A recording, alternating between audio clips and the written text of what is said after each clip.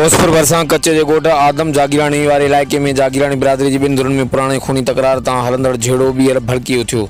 ॿिन्ही धुरनि जे हथियारबंदनि जी हिक ॿिए मथां जदीद हथियारनि सां फायरिंग जी ॾे वठ में गोलियूं घरनि में किरण सबबि सब्ज़ोई ऐं जागीराणी बिरादरी जे 10 खां वधीक घरनि खे बाहि वकोड़े वई।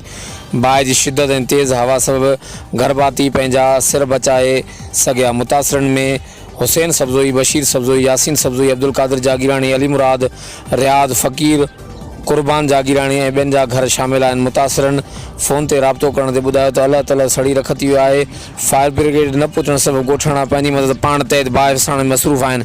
बाहि सबबि लखनि रुपयनि जो नुक़सानु थी वियो आहे ऐं केतिरा ई ढोर पिणु सड़ी मरी विया आहिनि। वाक़े बाद इलाइक़े में ख़ौफ़ पखिड़ियल आहे ऐं पुलिस वाक़े वारे हंधि न पहुची सघी आहे। वक़्तु आगाहण लाइ ॾिसंदा रहो JTN वेब न्यूज़।